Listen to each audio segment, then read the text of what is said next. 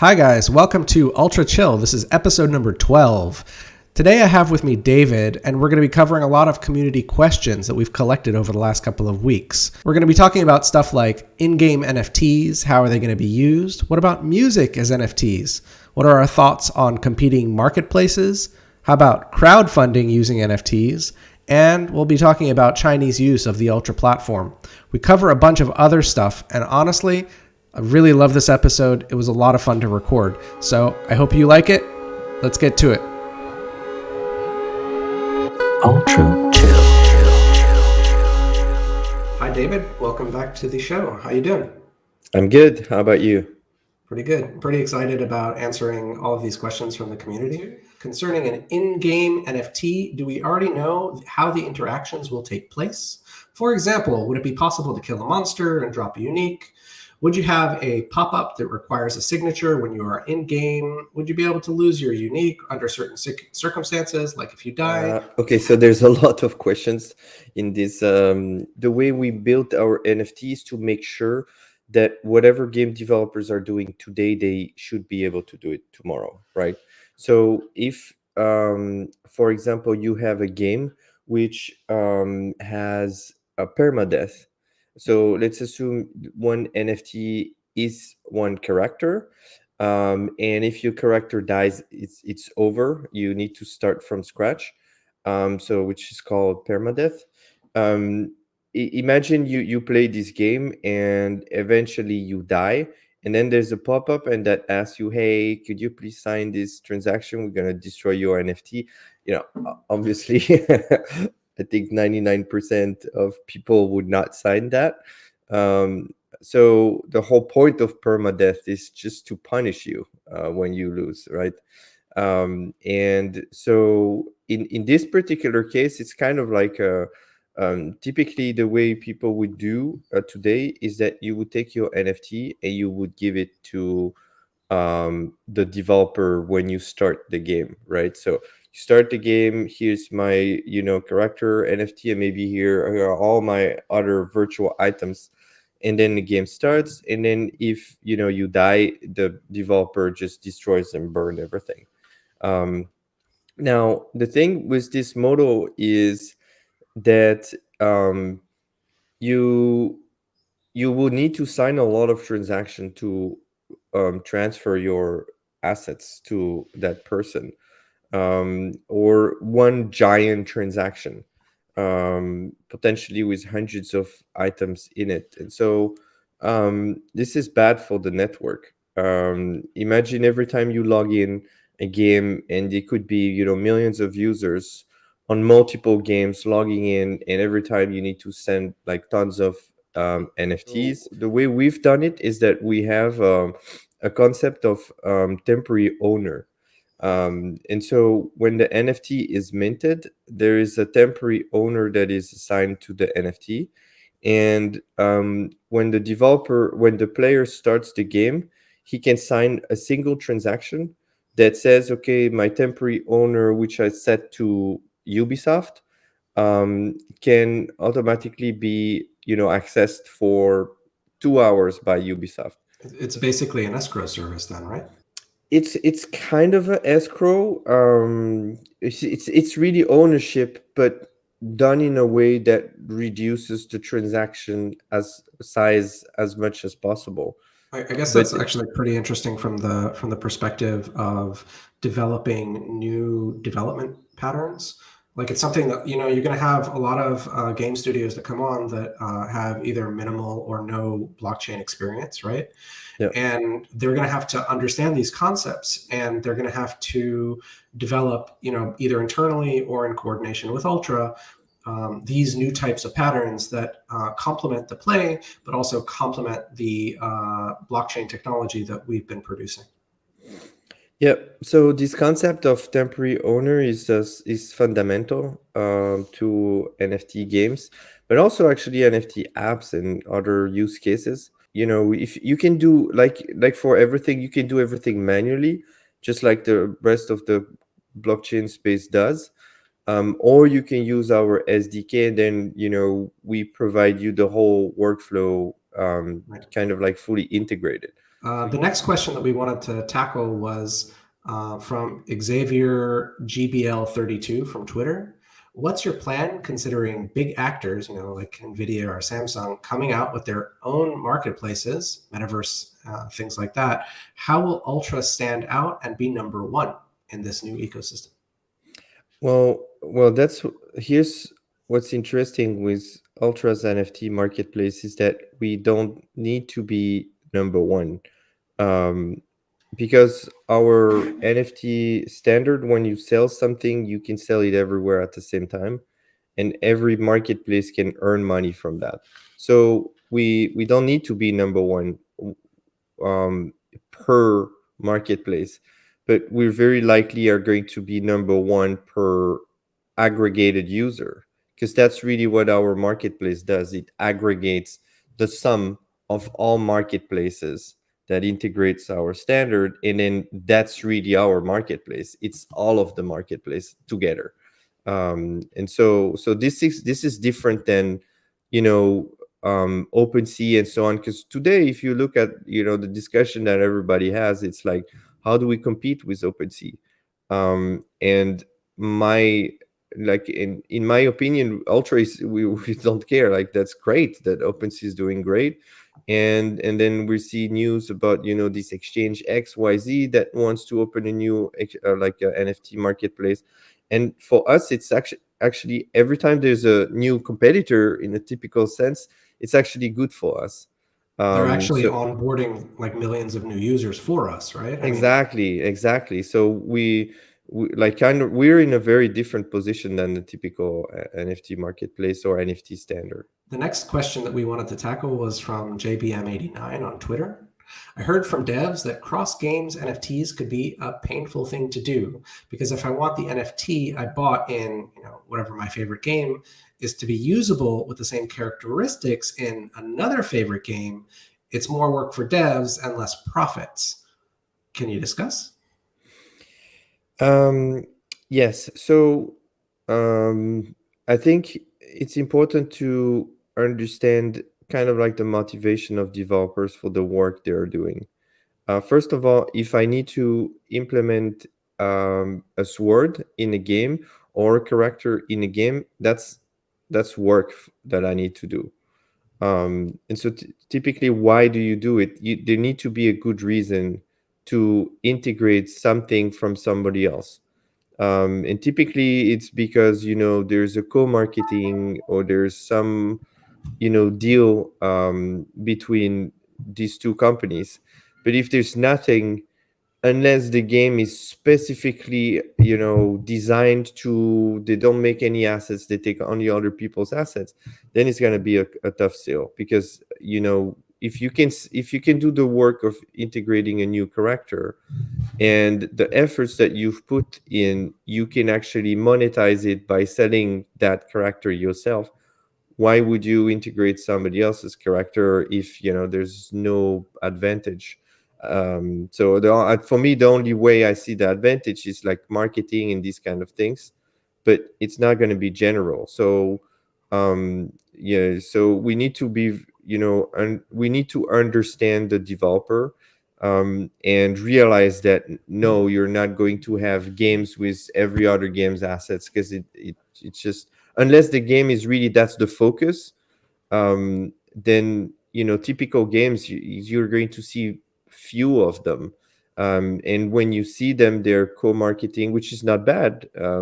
It's great, so they can share visibility for their games, and it's really hard to publish games today for game developers, so it does make sense to start working and collaborate with brands and different companies. So the next question that we have is actually in French. You want to read through that one? Salut Rami, serait-il possible de louer nos NFT? Par exemple, une épée coûte cher, que peu de personnes peuvent s'offrir. Serait-il possible de la louer pendant une journée, un mois? Okay, so the question in English: Hey Remy, is it possible to rent, maybe expensive NFTs? And the answer is yes, definitely can. When it comes to games, that's going to be a decision that the game developer will have to make. So typically, I don't know if it depends on the generation that listen to us, but we used to rent CDs and VHS tapes. And when you went in these renting spaces, they actually had special versions of these CDs or VHS, and they had like a red mark or something like not for sale, only for rent, or something like that. So nobody would sell that, because buying one of these would be very expensive, because otherwise it would go against the whole model, right? Where the companies that make these movies, they don't want you to buy one cassette and then share it like a million times for the price of one VHS, right? So what they did is they sold them that were specific for renting. And so this is going to be the case, I think, for games NFTs. If you want to rent them legally, you're going to have to buy a more expensive version of the same game. Now, for virtual items, I don't think they will activate this thing that says, oh, you cannot rent it. I think they will embrace that. So you will be able to say, okay, especially for pay to win games, you're going to have to, in some cases, rent these NFTs because they are too expensive. And this will be solved in that way. Yeah. So the next one is actually a couple of questions. We'll start with the first one. It's from Abdu GU068 something something something. I would like to know if there will be in the marketplace an easy way to authenticate an NFT without going deep into the blockchain. For somebody that bought it, to make sure that it's the thing that they say that it is. And as an extension to that, will the NFT be classified by game or art or whatever inside the inventory? So our NFT has a tag system, and so you can apply multiple tags. Now, anybody that creates an NFT can assign any tag. So, for example, let's say you have a game Assassin's Creed. Ubisoft applied the tag on this NFT, on the NFT from that game. They applied Assassin's Creed. They applied the tag game. They applied the tag Ubisoft. Now I can create the NFT and apply exactly the same three tags. But what I cannot apply is that I'm the manager of that token factory. So basically, it's going to be a combination from who created the NFT and, okay, what are the tags. So it will be very easy for you to say, hey, show me all the NFTs made by Ubisoft with Assassin's Creed tag, and you're going to get like games, virtual items, rentable thing, DLCs, whatever, user generated content that were generated from their user generated content token factories. So it's going to be very easy to authenticate somebody by just pointing who made it and then searching with tags. What really means games as NFTs? What are the limitations? For example, could I ever resell a game on another platform, market, blockchain than Ultra? And are there limited copies of a game sold as NFTs? Okay. So I will start with the last question. So, is there a limitation for game NFT quantities? Yes, if the developer assigns it. And there's some very, very interesting things that can be done with this, and I'm quite excited. There's a lot of marketing strategies around that. So that's one thing. Then, what does it really mean? It means that if you own the NFT, you have the game. You still need to have access to the interface of the game, and so there's a client, and the client, Ultra will provide it. The developer could provide the client from through another system, his own server in whatever. So it's really up to the developer. We provide a delivery and auto update system, and so if you own the game, you will be able to get the files from that. There is something that's interesting that can be done, is that you can link the account of the game to the NFT of the game. So which means, let's assume it's a MMO. if I have, or RPG with progression, whatever it is, if I play the game and I get my character that evolves, what I can do is, as a developer, I can say, well, your account, there's actually no login. Like, you don't need to put username, password, nothing. It is the NFT ID. And so if you sell this NFT, well, whoever buys the game gets the character with it. And that's kind of like a very interesting concept at that point again. So that to sell the character, you're actually selling the game with it. And then if you want to have another character, you buy somebody else's game. Okay, so the question is, would it be possible to crowdfund with NFTs? Basically, the developer sells NFTs, and players can purchase them, and these NFTs can then have a utility in the game. Yes, that's something that is eventually going to become something, I think, quite central to the platform. Um, and it's I mean, the combination between NFTs and crowdfunding is fantastic. It's just crazily fantastic. And I think, from what I've heard, Kickstarter and so on is moving towards crowdfunding around cryptocurrency NFT. So this says a lot. Um, and so yes, we will be able to do that.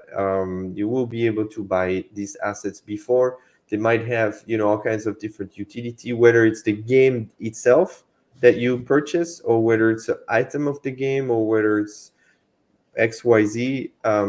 This will definitely happen. Will all crypto games on Ultra utilize the UOS token, or will you list games that have their own native tokens? That's from sub 80 IQ on Twitter. Well, so it's actually always going to be a mix. And the reason why is because our NFTs, like the marketplace is built in, works with UOS. Right.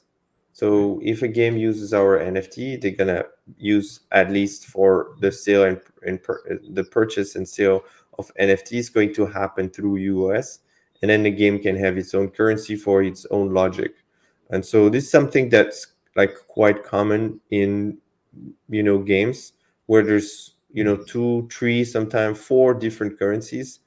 um, and so with ultra powered games, they're going to be two currencies, US and potentially and the game's currency.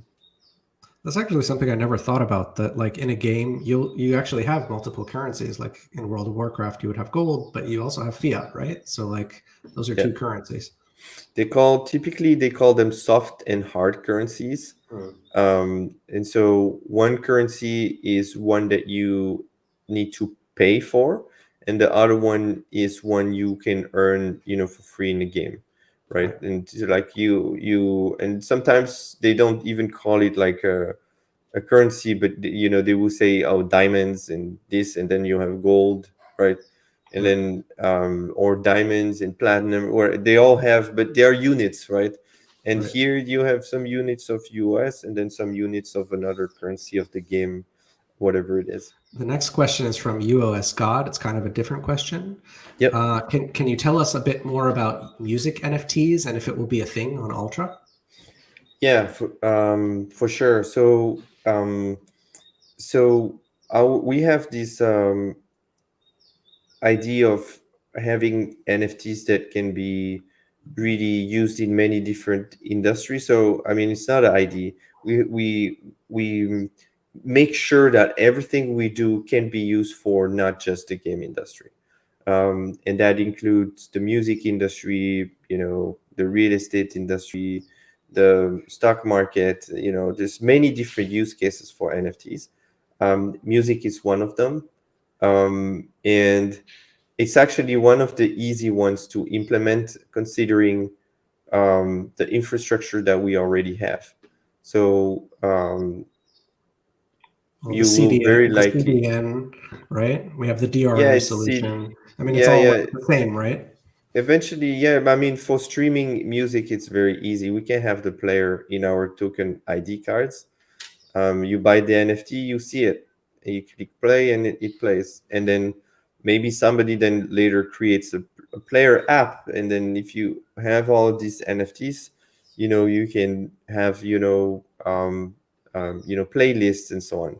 So this is really it's definitely coming to Ultra. Let's say it's like this. It's because it's so easy for the first step, which is just having the music linked to the NFT. Now, then the second step, making the actual music player.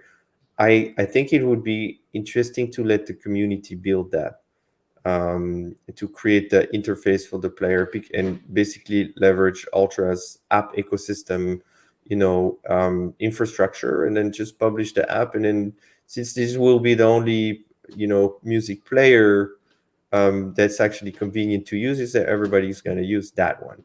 So there will be some opportunity for application developers. I think as an extension to that, it's really interesting that it would be one of the only ecosystems which would enable instant pay for people who are creating the music through the blockchain, because it could all happen, per instance of the NFT. When it's initiated, then that person, pays for it, like a few, I guess, billionths of a UOS, like per play, and then it automatically goes into the music artist's wallet. For sure. But also, what would be interesting is to sell a part or the entirety of the rights of the song. And every time somebody purchases such song, like you're paid for that. That's super Um, cool. and then you can, I think we will start seeing also some very interesting thing coming from the grassroots. There's a lot of very talented artists that nobody knows about because of how the music industry works. And you're going to have these super talented artists that are going to make limited edition songs, and there will be X amount, and that's it. Once it's done, it's done. And so you can buy them, and then you're the only one or one of the few one that have that song from that guy. And some of them are, I'm going to be just fantastic, and I'm very looking forward to, because at that point it's really, they self-publish themselves. And so I'm yeah, it would be very different than what we're used to listen, because of all the filters that are put before the music can actually reach us. I guess it's Ultra's role to provide that base technology and kind of like release it to the market so that cool stuff can be built Exactly. on. Yeah. Exactly. We provide the NFT standard. It's really made for all of that. Even like we provide the interface and everything. The next question we have from Twitter, PUBG Fanatic One.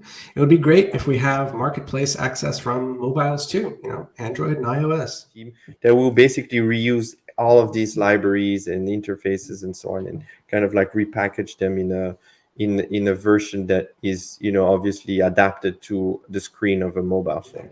Okay. Will you have NFTs only from the Ultra platform or from others too? I think that he's asking whether our NFT standard can be accessible from other platforms like OpenSea, etc. Hmm. Yes, it will exist on Ultra and other platforms, and everything we do is, going in that direction. And also, we do a lot of work to facilitate that, because it's good to say yes, you can do it, just you do it. But it's another thing to say yes, you can do it, and actually, it's super easy to do. And we're more towards the later answer. There's a question here from Twitter from user Robert12345A. Can users send each other trade offers? That's a functionality that will appear eventually. So the our NFT standard has kind of like this ability to grow in functionality. So today you have an NFT standard, and it's kind of set in stone. And when you want to add new functionality, you create a new standard. So for us, it's kind of different. So we have an NFT standard, functionality set in stone, but we can add a new functionality, which at that point is set in stone, and then it just keeps growing. And we won't change how the old functionalities work, we just add new ones.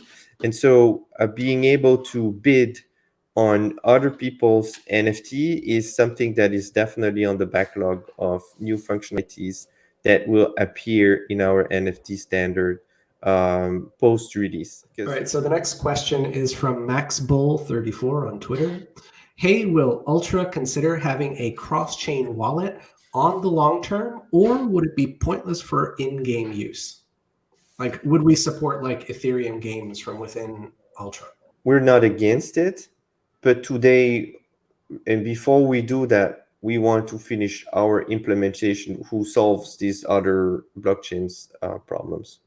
And then eventually, so what we can do today though is that we can distribute games from other blockchain that are made on other blockchains. Like, let's say, oh, I have a game made on Ethereum, on Polygon, on Solana, whatever. You can take these games and publish them on Ultra, but you will have to educate your own users on how to use your game, because they're going to have to jump through hoops. They're going to need, your wallet. They're going to need to top up their wallet with cryptocurrency. They're going to need to secure their accounts and all of that. It doesn't matter where you distribute your game.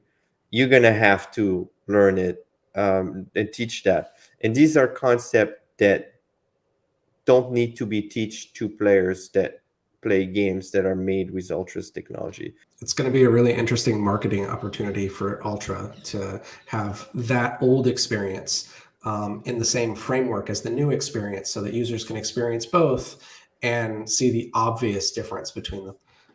The next question that we have is from Reddit. It's from user AEGIRTHORST. Aethirst? Aethirst? I have no idea. Yeah, just that type everything. Fantastic that you're reaching out to the community. Appreciate that. As per previous post here, I would be very interested in learning about how Ultra would work in China, given the restrictions that govern that market. Yes, very good question. So, obviously, we know the Chinese market quite well, since both Nicholas and myself, we lived 8 years over there, and we since day one we knew that there was a risk around cryptocurrencies, operating in China. Um, and so we've always had kind of like a plan B in case this happened. And this plan B currently exists in Ultra. So we were able to, today you can choose whether you want to pay with cryptocurrency or with fiat. So what we can do is to just remove the cryptocurrency, and then now you just pay with fiat. And then we're like every other platform, right? Um, the influencers are still paid in cryptocurrencies and so on, but there's no purchase that's done in cryptocurrency. So and the game developers, in China, or for Chinese sales, would be paid then in still whatever they want. So if I'm an American game developer and say, okay, I want 50% of whatever I earn from my sales in China, I want 50% in cryptocurrency, I want 50% in dollars. Well, every time a Chinese player buys a game with his credit card, we take 50%, and then we purchase that on the market, and then we give 50% in crypto and 50% in fiat. So it doesn't matter whether we remove the ability to pay with cryptocurrency. At the end of the day, the whole platform keeps working. So our last question for today is from Reddit. It's from user public consequence 91. I would like to know whether or not the Ultra mainnet will be interoperable with other blockchains. Is there plans for an EVM? And if so, how can assets be moved from the Ethereum ecosystem to Ultra or vice versa? I do see the value of being able to reuse smart contracts and benefit from Ultra's blockchain, free transaction and all of that. Um, Definitely there's value. And for assets like NFTs, I see less value. So if you have a smart contract that does something XYZ and you want to reuse the whole use case, like, I don't know, Uniswap or PancakeSwap, whatever, you want to have that on our chip, it does make sense. But for an NFT, taking an NFT smart contract and putting it on our blockchain, I see less value for that. And the reason why is because our NFT is superior to, ERC 700, blah, blah, blah. Absolutely. So why would you use it? And you're just adding complexity. Adding the support of EVM is something that we don't plan to do right now. And there's a lot of research being done from other chains, so we will, watch the space. What we do have is cross communication between chains, and for example, we already implemented a bi-directional swap between Ethereum and Ultra, and soon we will be adding the BSC to Ultra. And we can also add, like EOS to Ultra, and vice versa, of course, so that the US will be able to exist in all ecosystem and benefits from each ecosystem's, dApps, whether it's DeFi or whatever. Your US will be able to coexist everywhere. I really wanted to thank you for coming on and answering all of those questions. And of course, I want to thank all our Ultra fans for submitting all those questions. Yes. So make sure that you subscribe and share this episode wide and far. See you next time, and keep it ultra chill. Thank you, guys. See you next time. Ultra